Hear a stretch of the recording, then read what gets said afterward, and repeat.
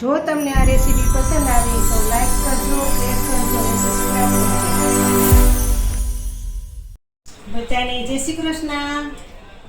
હું શગુણાબેન આહિર સુરતથી આપ સૌનું મારા કિચનમાં સ્વાગત છે.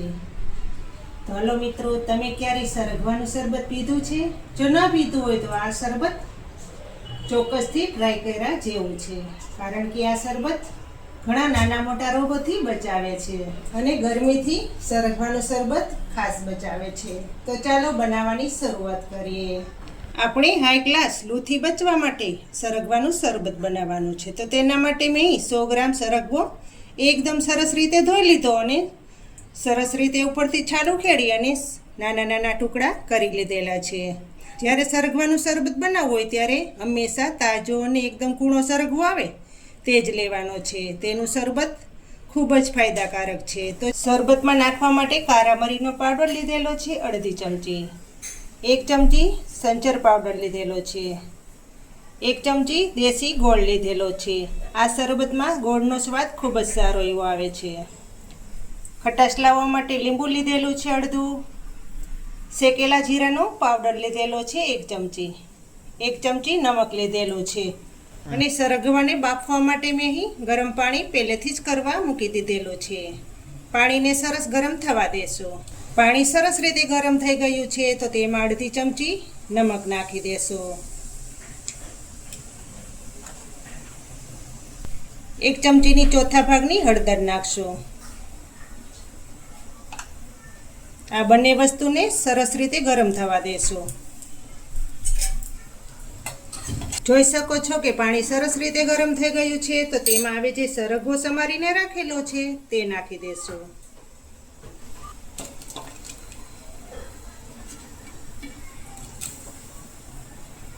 સરગવાને એકદમ સોફ્ટ થવા દેશું જેથી કરીને આપણું શરબત હાઈ ક્લાસ બને.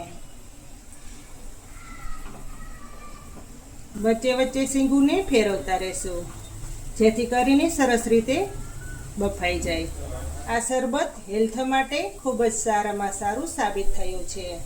જ્યાં સુધી સરગવાની શીંગું ન બફાય ત્યાં સુધી આપણે ઉપરથી ઢાંકી દેશું જેથી કરીને વરાળમાં સરસ રીતે પાકી જાય. હવે સરગવાને જોઈ લેશું.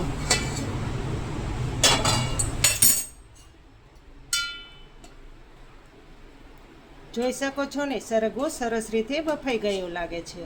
દબાવીને જોઈ લેવાનો. આ રીતે શીંગ એકદમ નરમ થઈ જવી જોઈએ. હવે નીચે ઉતારી લેશું અને ગાળી લેશું. આપણે આ બાફેલા સરગવાને એક ચારણીમાં કાઢી લેશું.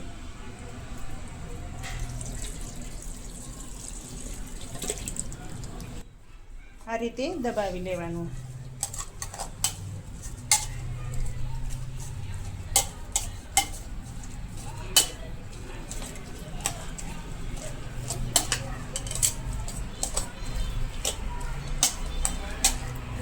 આ સરગવાનું શરબત ડાયાબિટીસ હોય કે પછી નાની નાની બીમારી હોય તેનાથી બચાવે છે.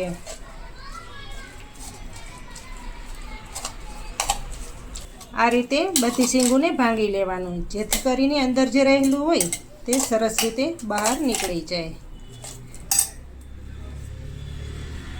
ઉપરથી થોડું પાણી નાખી અને બધું નિતારી લેશું.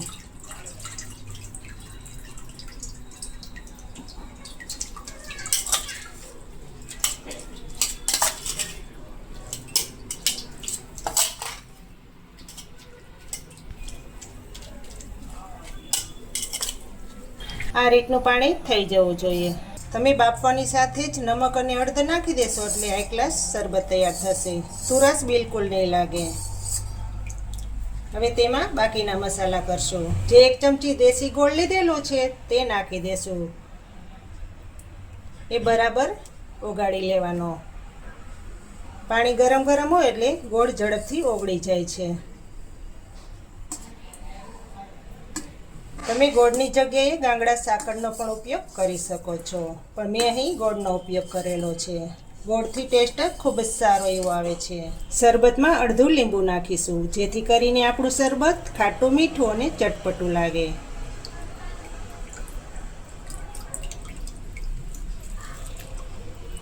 અડધી ચમચી નમક નાખી દેશું. અડધી ચમચી કારા મરીનો પાવડર નાખશું. અડધી ચમચી સંચર પાવડર નાખીશું. 1 ચમચી શેકેલા જીરાનો પાવડર નાખીશું. બધું બરાબર સરસ રીતે મિક્સિંગ કરી લેશું. આ શરબત ખૂબ જ સ્વાદિષ્ટ તૈયાર થાય છે અને હેલ્થ માટે તો ખૂબ જ સારું છે. જોઈ શકો છો ને, જોતાં જ પીવાનું મન થાય તેવું શરબત તૈયાર થઈ ગયું છે. તો હવે સર્વ કરી લેશું. પહેલા ગ્લાસમાં બરફના ટુકડા નાખીશું.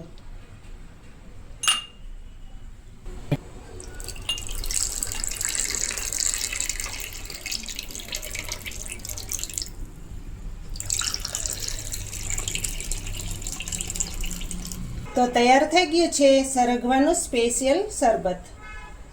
તમને જો આ સરગવાના શરબતની રેસીપી સારી લાગે તો મારી ચેનલને લાઈક કરજો, શેર કરજો અને ભૂલ્યા વગર સબસ્ક્રાઈબ કરજો. કમેન્ટ કરીને કહેજો કે તમને આ સરગવાના શરબતની રેસીપી કેવી લાગી અને તમે ચોક્કસથી ટ્રાય કરજો. ખૂબ જ પીવાની મજા આવશે. તો ફરી મળીશું એક નવી રેસીપી સાથે. ત્યાં સુધી જય શ્રી કૃષ્ણ, જય માતાજી.